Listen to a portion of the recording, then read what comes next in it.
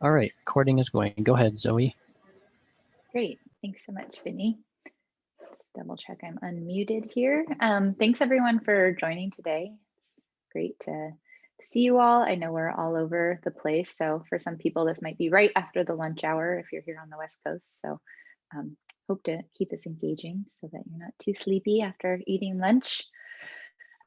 Before we get started, I'm curious to hear a little bit from everybody about who you are. So if you wouldn't mind putting in the chat as you're comfortable, what institution you're from, what your role is at that institution, and what your degree of familiarity with Quality Matters is. So any way you want to describe that a little bit, what's Quality Matters, master reviewer, whatever you want to say.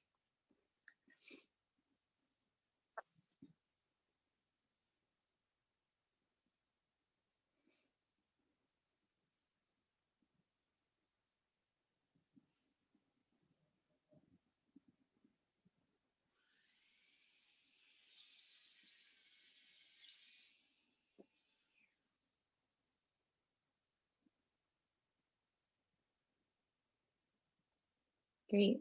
Thanks, Caitlin. Hey, nice to see you. Extremely familiar with QM, I can imagine. Caitlin and I just completed a QM training together. Pikes Peak Community College, awesome, Colorado. Cool. Some familiarity, fairly familiar.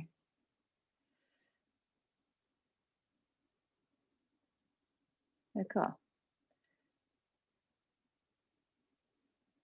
Great, I'm so glad to see that. Yeah, we have a range of experiences with Quality Matters.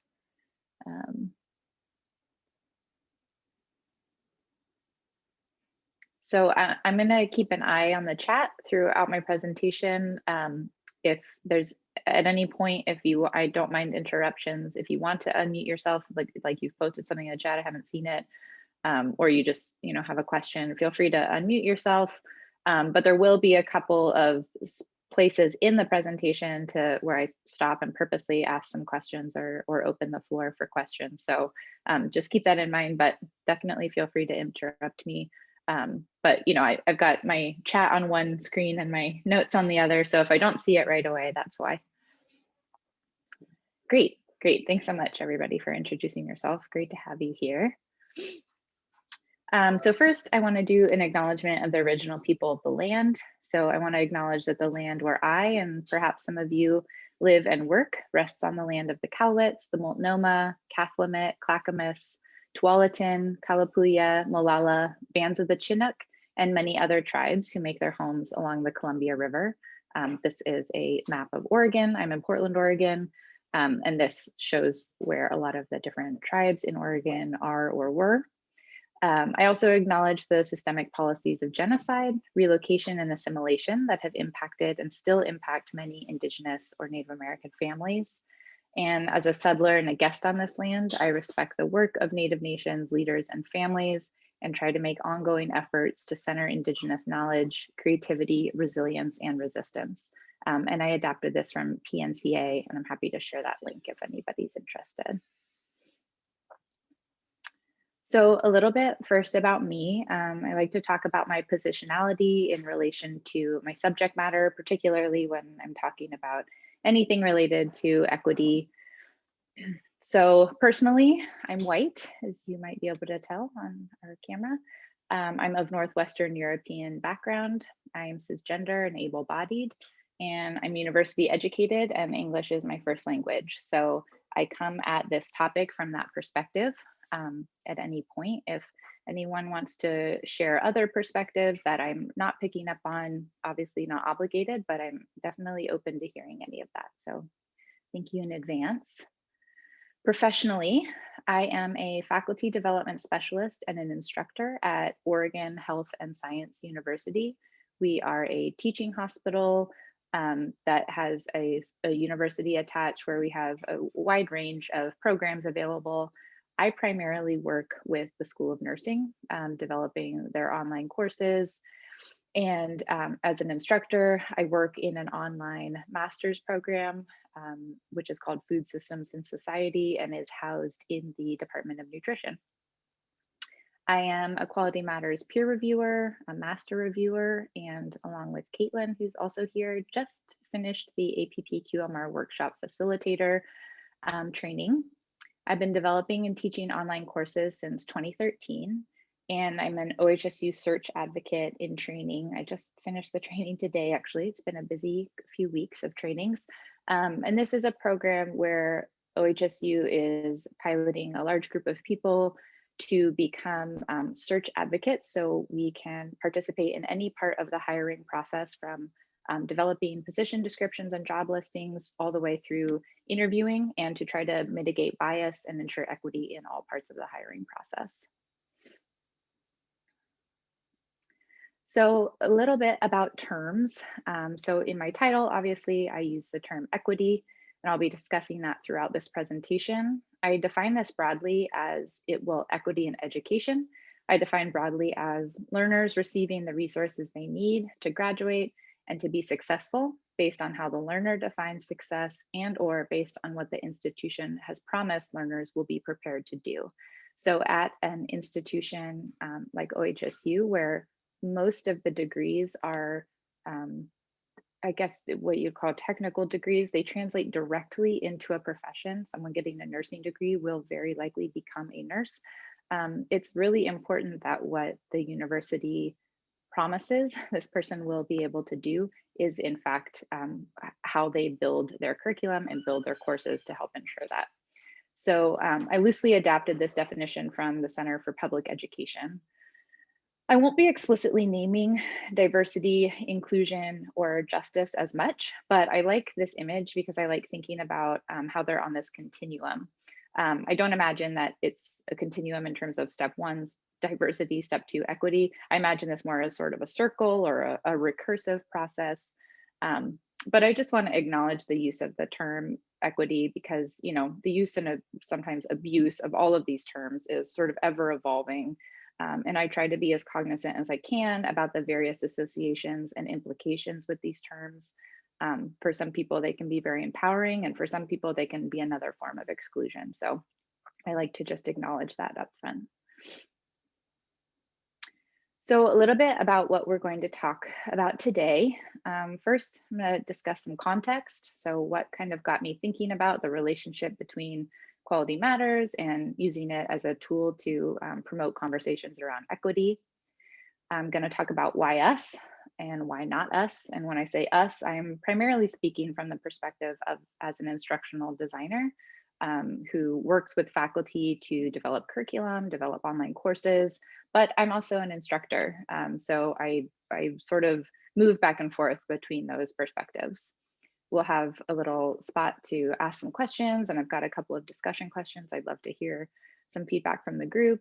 Then we'll talk a little bit more about what is Quality Matters. Like I asked everyone to share their familiarity with Quality Matters. Sounds like we've got a wide range, leaning toward the pretty familiar or somewhat familiar with Quality Matters, so I won't linger too long there. Then we'll talk about best practices, moving to stressed practices, moving to what comes next practices. And if you're not sure what I mean by that, you soon will. Then we'll talk about the conversations themselves, have another point for some questions and discussion. And then finally, talk about the opportunities in the QM rubric that I've identified as some good places to start with some questions or discussions around equity. So a little bit of context. Most of you probably remember last summer, we were about 2.5 months into the pandemic. We were just about that long from having to move most classes online and most educational experiences in general online. And George Floyd was murdered in Minneapolis over Memorial Day weekend. So afterward, a nation that was already under a lot of stress erupted in protests to end police brutality against Black Americans and for racial justice in all parts of society. You probably remember this, but it really seemed like every company or nonprofit that I get emails from was sending out a new statement, sending out a new either stance of solidarity, an update of terms, something like that. And of course, a lot of large institutions, universities, colleges, corporations, banks, were sending out similar statements and starting to declare their commitment to anti-racism. Anti-racism became, a huge topic. It definitely did at OHSU. We were getting messages from the president, and really, everybody was trying to grapple with what would the next steps were going to be from this. So in our teaching and learning center, so I work in the TLC at OHSU, we as a group of mostly white designers and technologists were talking about these messages and talking about the ways in which our work, whether that's as a technologist or as an instructional designer, could support all the new anti-racist initiatives that were happening on campus and sort of swirling around. So of course, this need for equity in education is not anything new. It was not new last May, but institutions, I think, were really primed for this conversation in a new way, since just a couple of months before, we had brought all of our students online. At OHSU, this meant a lot of things, because so much of the education that students do really has to happen in person, or it at least is occurring in person is very central to the educational experience. So after bringing all these students online, obviously a huge variety of either previously hidden or previously non-existent disparities really rose to the surface. Students in the courses that I work with in the School of Nursing were upset about having to do their clinical experiences virtually. We quickly got a subscription to something called vSim, virtual simulation. And the technology, the software is really advanced, but it's really no replacement for being with a live patient or in a live simulation situation.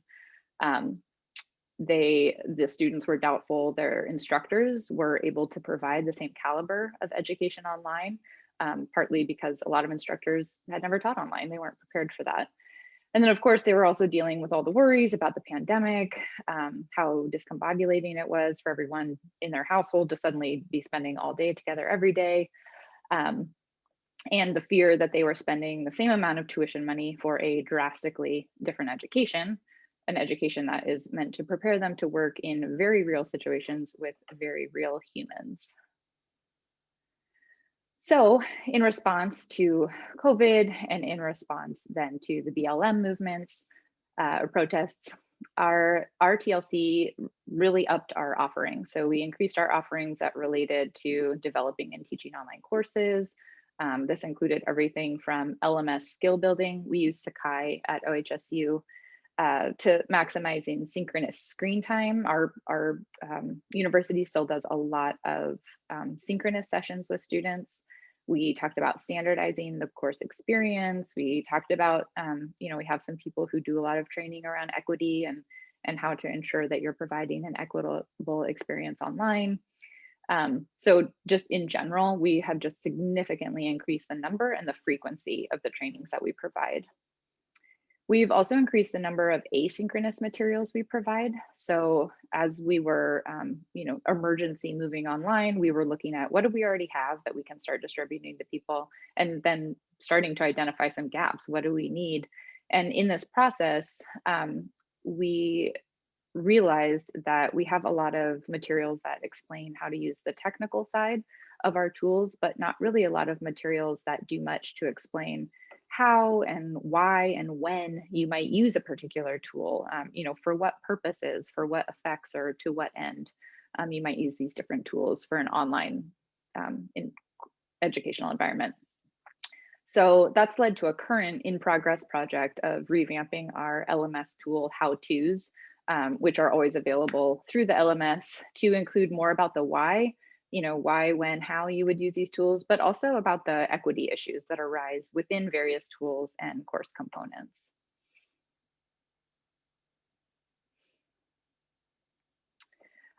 So why us?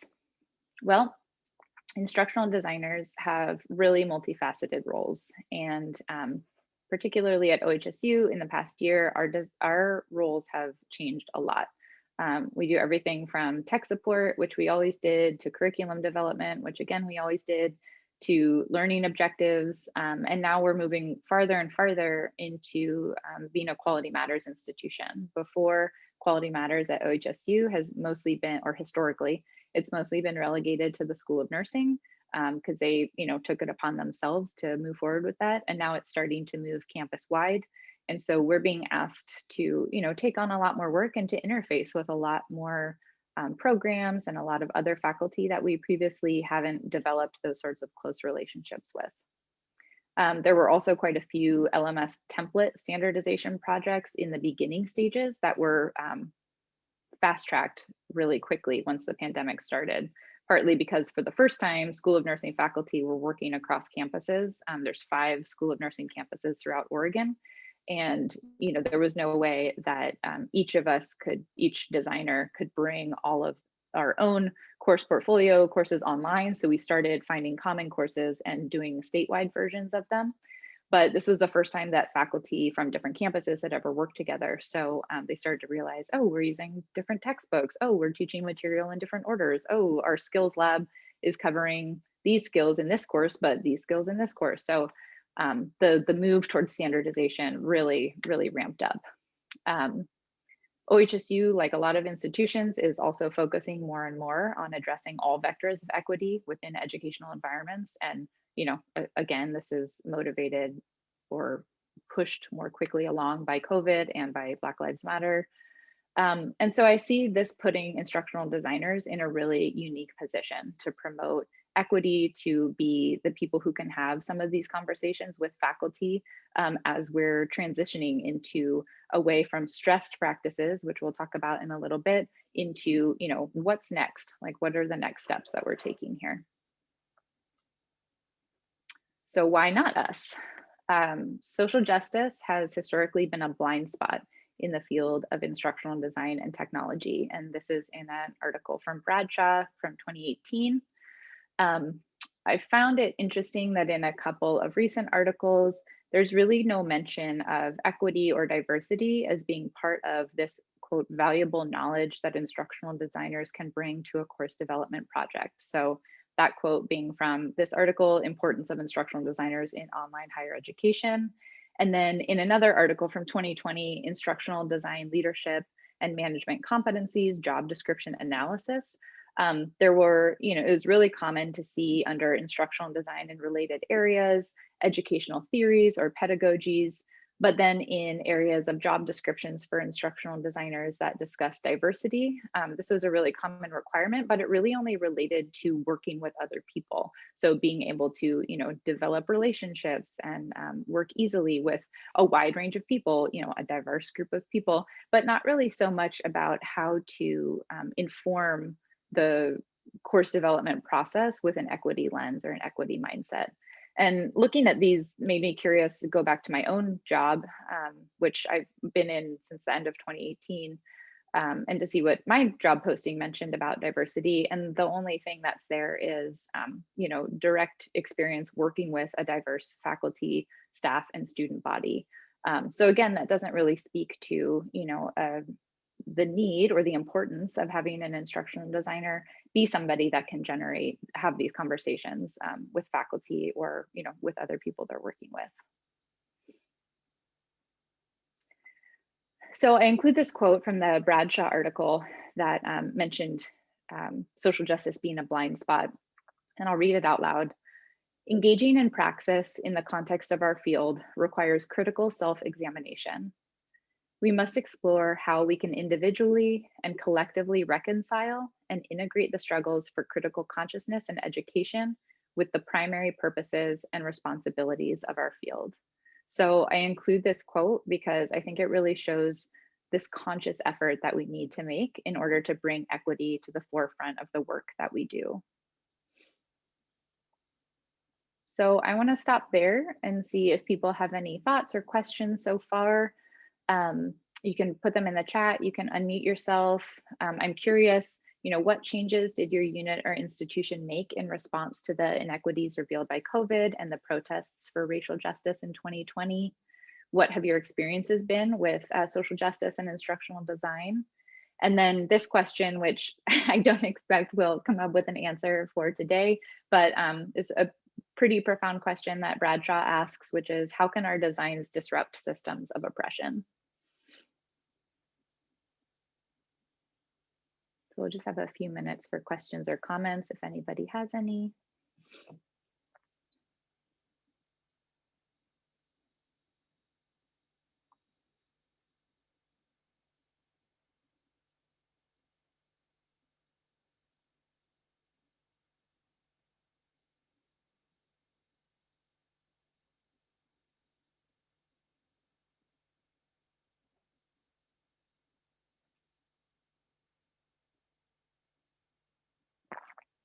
Okay, I'm going to take that as a no. Feel free to unmute yourself if you do want to say something. Let's see, Caitlin said, yeah, we were forced to face the inequities caused by poverty head on with COVID. If you want to, Caitlin, it'd be great to hear a bit more about that, but totally fine if not as well.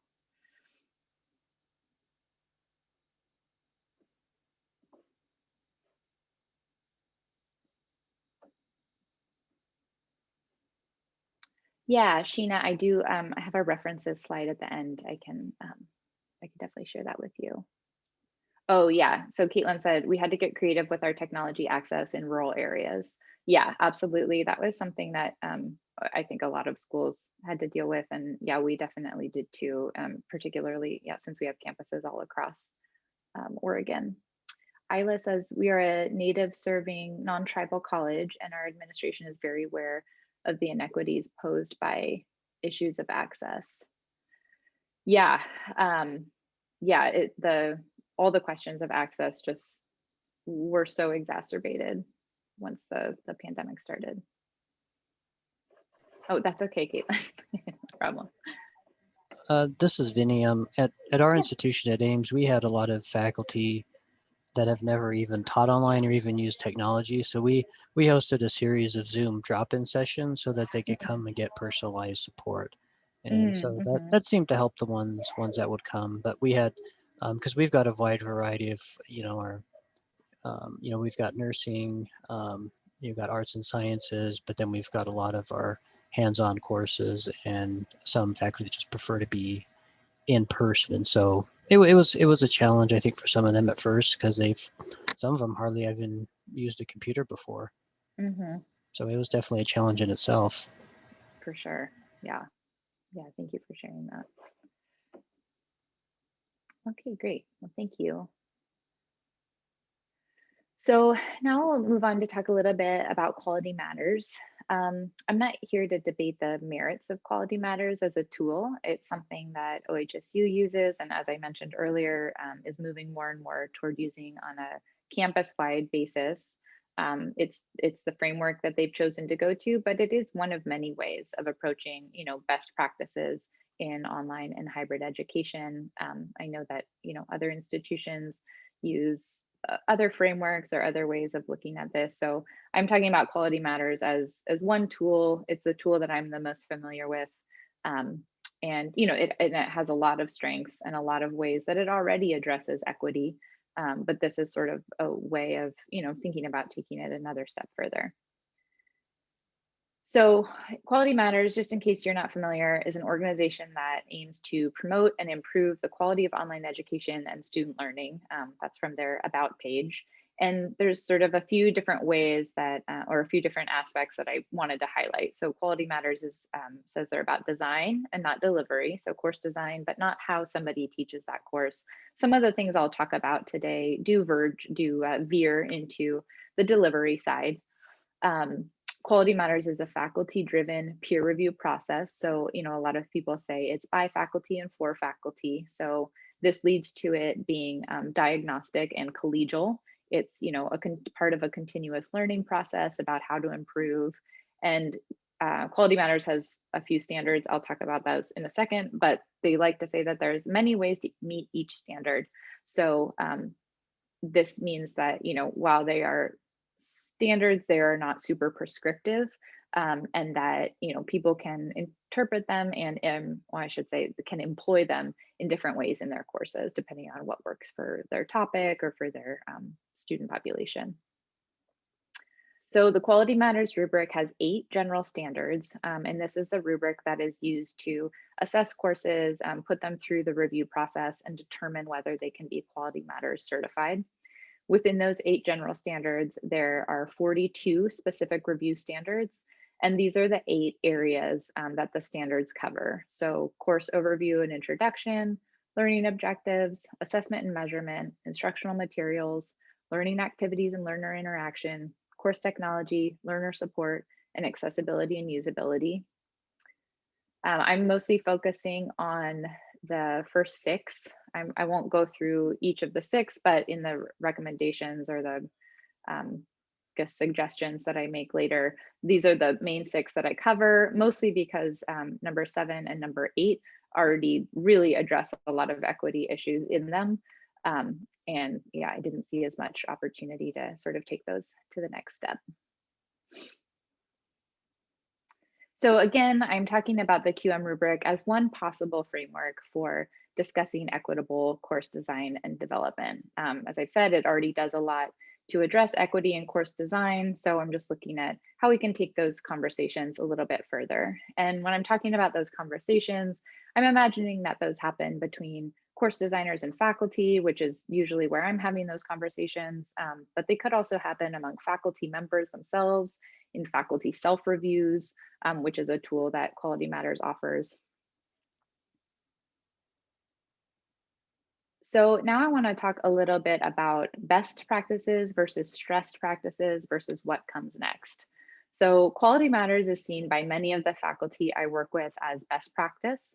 But as I said, it's important for us to acknowledge that it's one of many ways, and it can work in conjunction with other approaches to address what comes next practices. So I've included this quote from an article, Say Goodbye to Best Practices in Higher Ed, which was in response to the COVID-19 pandemic, but whose point I think really applies to our current situation more broadly. So there are no best practices to guide leaders in this new higher ed landscape.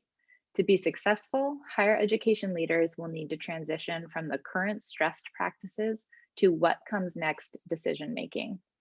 So the idea is that we have what we consider best practices. Then COVID hit and moved us into stressed practice scenario. And I would argue also that the protests for racial justice led to a lot of stressed practices, in that it felt like everyone was moving really quickly to address anti-racism and to demonstrate that they were addressing anti-racism. We still have a really long way to go. So I think it's important that we look ahead to what comes next, not to disregard best practices, but not to act as if best practices means we've arrived and no longer need to keep challenging ourselves in our institutions. So QM, best practices, 2020, stress practices. Most of us are probably still stressed and engaging in stress practices. And then QM plus equity, I'm seeing as, one of many what comes next practices.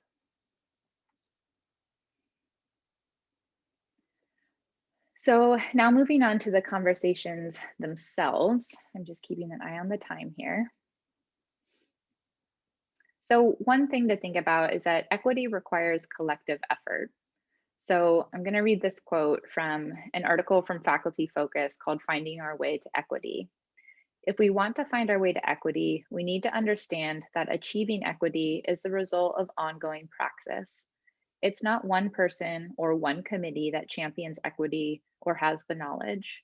We find our way to equity together. We do it in community. So I've included this quote because this is something that I personally have struggled with over the past year, how my work can, quote, disrupt systems of oppression, like Bradshaw asks us to consider.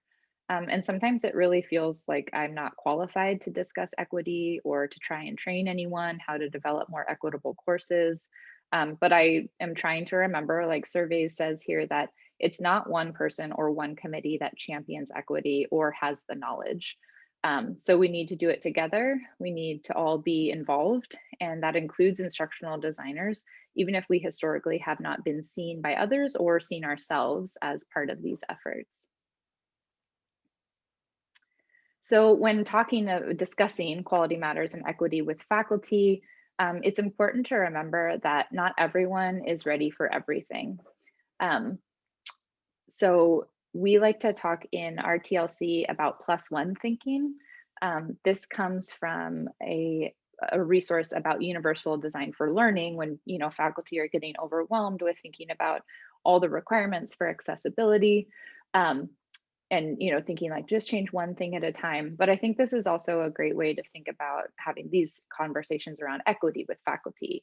Like if you're talking about overhauling your instructional materials, that can be really overwhelming. So just thinking about +1, can we focus on one type of material? Can we focus on one unit within the course, so that we can just be taking baby steps, but still taking steps forward. These conversations, of course, are going to depend a lot on the types of relationships that you have with faculty or with your colleagues. So I work with faculty from undergraduate to grad, and they have a variety of expertises, a variety of formal teaching training, a range of familiarity with course design, range of needs in terms of technological support, and then of course, a range of personalities. So some people I'm closer with and more familiar, we have a less formal relationship, and I feel comfortable bringing up issues, or they might specifically ask for my advice. But then I work with other faculty who are more autonomous, either don't need my help as much, or don't see me as somebody with the ability to do more than sort of help them set up the technological side of their site. So I have to find ways to, more subtly bring things up or bring them up in certain meetings. But I think it's important, as this third point says, that equity is not isolated from what we already do, that we need to remember that. These conversations don't have to occur in separate equity focused meetings or in separate equity trainings. So if individual conversations are possible, you can embed these questions and guideposts into what you're already discussing.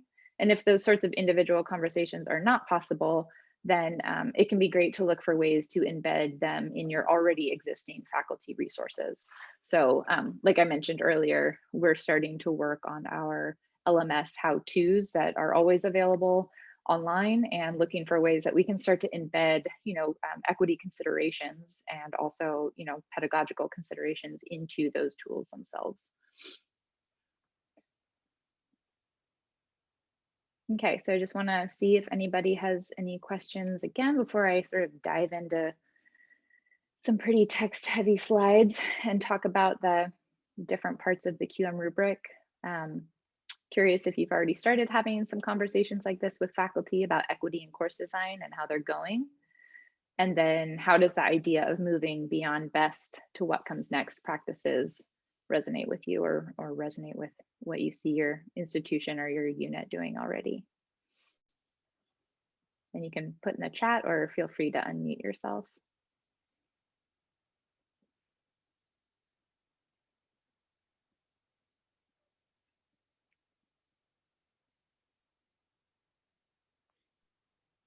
Is it Zoe or Zoe?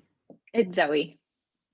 Zoe, I really like your best to what comes next. And I think I never really thought about it until I saw your slide. It was like that aha moment that said, that's exactly where we're at, is what comes next. Because however it was before is not the same. It's like having a baby and you read all the baby books and everything goes out the window.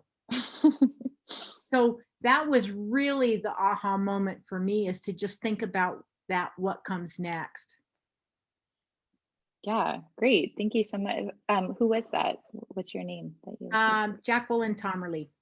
Jacqueline. Yeah, great. Thanks so much for sharing that. Yeah, I think you're absolutely right. Early in the pandemic, we were talking a lot about, when we get back to normal, when we get back to things, and then we started saying the new normal. And that's become, a pretty overused term, but it is true, it's the new normal.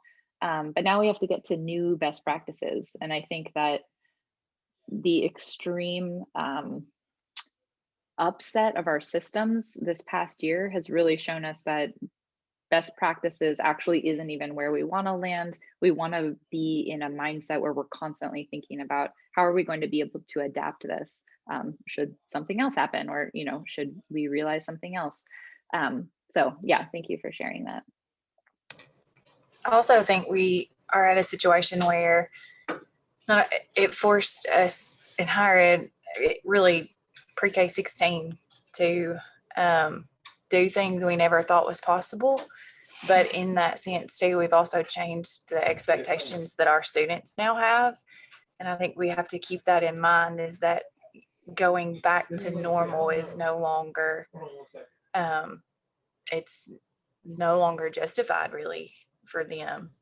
And what they expect from us is going to continue to evolve now as well. Yeah, thank you, Caitlin.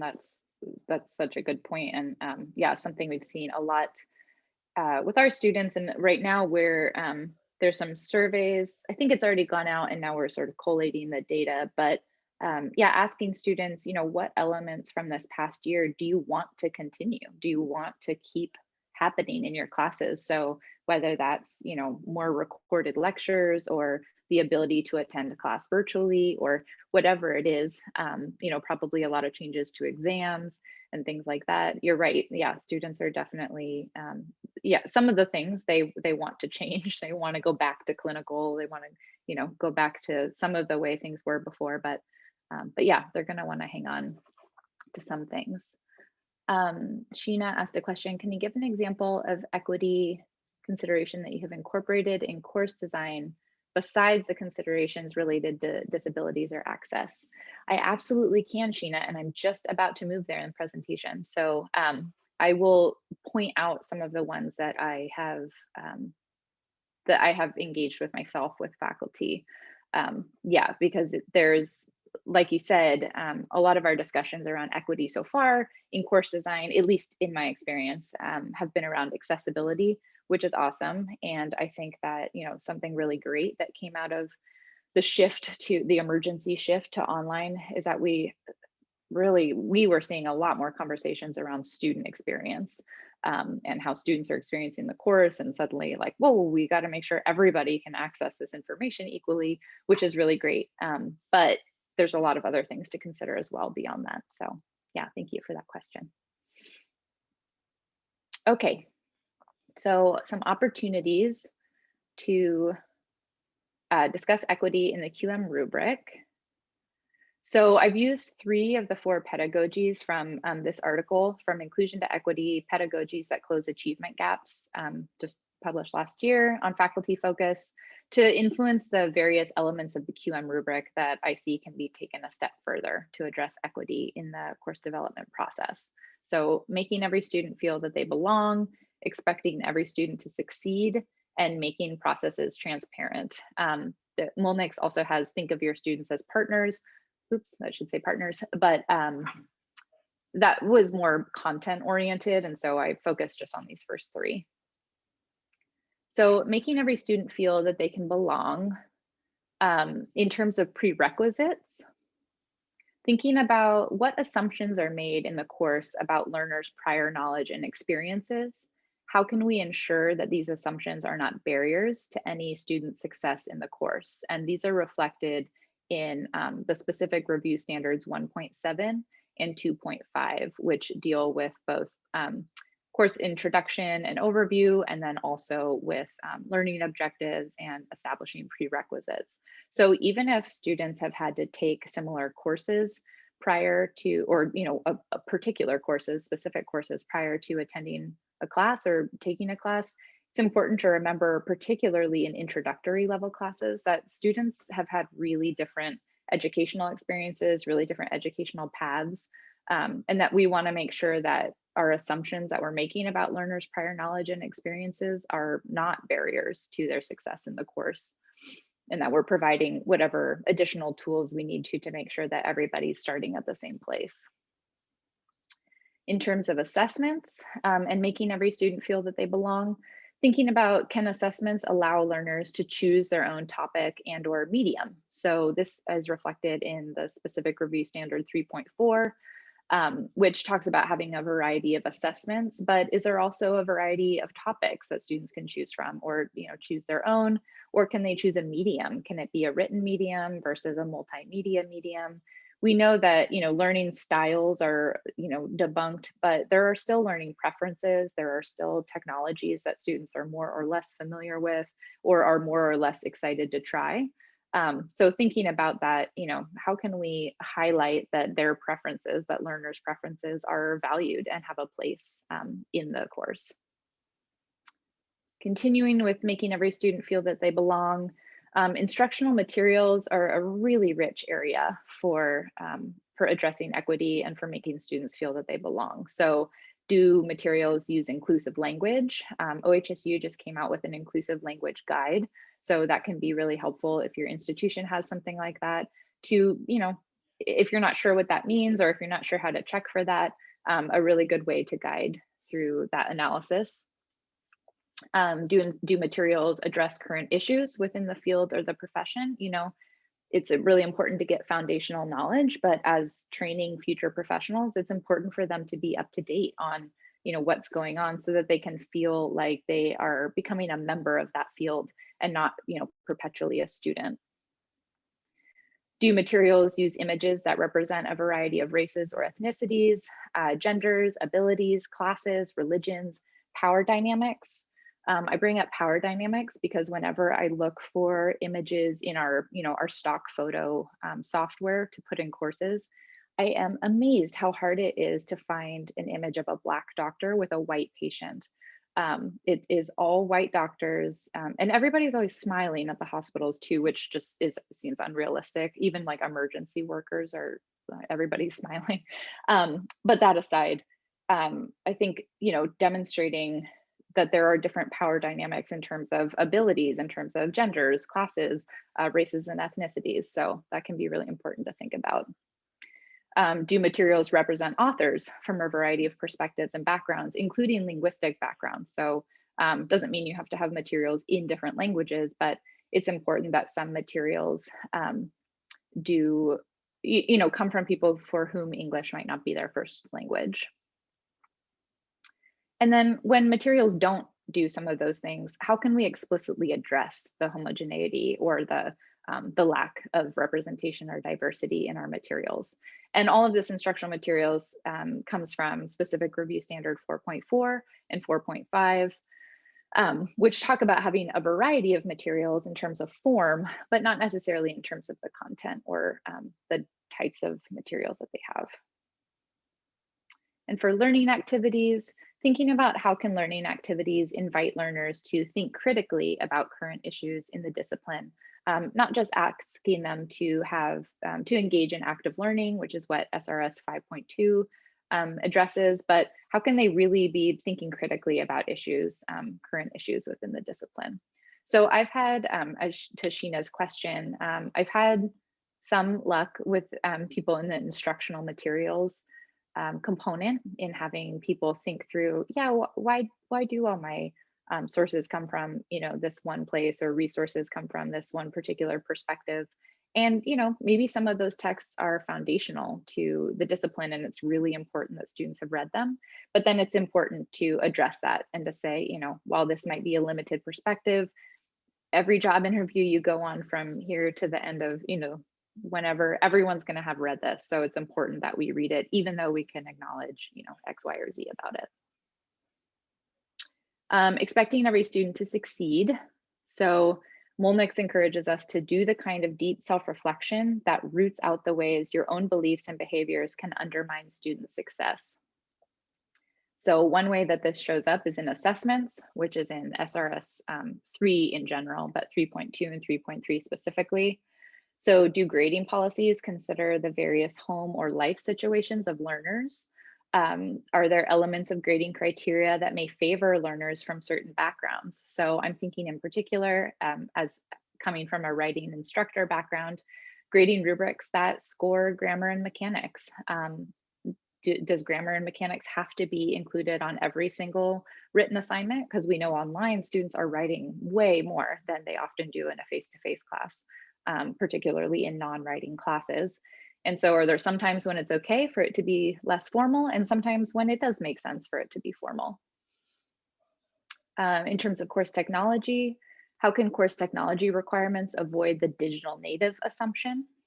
So assuming that, you know, people of a certain age or in a certain generation, you know, are, thank you, Vinny, we have about 5 minutes left. You know, assuming that they just know how to use this kind of technology, or that they have certain hardware. What considerations have been made regarding required bandwidth, hardware, peak server times, etc. So yeah, something that Caitlin brought up earlier as well. And then in terms of learning activities, how can policies ensure equitable communication between the instructor and all the learners? This is from SRS 5.3. Yeah, Jacqueline, I will share my email at the end, and I can share slides for sure at the end. Thank you. I should have said that earlier. Yeah, so ensuring that faculty or instructors communicate equally with all, or equitably with all learners, whether that's in forums, whether that's in emails. And then making your processes transparent. So QM already does a ton to encourage that faculty make their processes transparent. For example, stating clearly how course and module learning objectives relate to assessments and relate to learning activities. But it's also important to consider the kinds of knowledge that we assume students will be able to infer from our instructions, and to make those transparent as well. So I'm gonna just skip that in the sake of time, but in the course introduction, are there examples of the kind of email etiquette that are expected? So not just saying, I expect professional emails, but giving students that example for students who that might not be familiar to them, what you mean by that. How does the instructor address their own positionality in relation to the course's content, field, or profession? One of my most memorable moments from my undergraduate was in a history of Motown class. It was a music history class. And on the first day of class, up on the stage, there's a piano, and the professor walks in, an older white guy, and that was the second thing he said after his name. Hi, I'm Dr. Robert Fink, and I just want to acknowledge something. I'm white. And he went on to say, I'm talking about Motown, which is a really important piece of African American history in the US. And it was the first time I ever heard anybody, let alone somebody in a position of authority, acknowledge that they were talking about something that they might not have lived experience in, that they might not be, the best expert to be talking about that, but we were going to do it anyway, and he was going to do his best. So that really stuck with me. In terms of assessments, does formative feedback help learners understand how they will be graded on summative assessments? This gives some transparency into how they're going to be graded, how they are being evaluated by you, instead of sort of obscure question marks or answers that they've marked wrong. There's a few more here. I'll sort of skip over these in the interest of time, but I will. I can definitely share these out if you'd like. So just as a wrap up, instructional designers can play a part in promoting equity work, even if others don't see us as necessarily the experts on this, or if we don't see ourselves in that. Remembering that equity is already part of what we do, and that we can embed it already in the things that we're doing, the conversations that we're having. Finding a way to embed equity into trainings and materials you already provide, and remembering that quality matters is one option. So for OHSU and for our faculty, it's a trusted framework for best practices. I don't have to convince my faculty that that QM is something that they should be following. They already believe that. And so integrating these issues of equity, discussions of equity into that is just building on that trust already. So just have 1 minute for questions or comments. I'm happy to stay on if people want, but yeah, thanks so much for listening. I do have my references at the end here, and I will put my email in the chat right now, and feel free to reach out to me if you would like those slides. I can share them with you. Yeah, thank you so much for coming.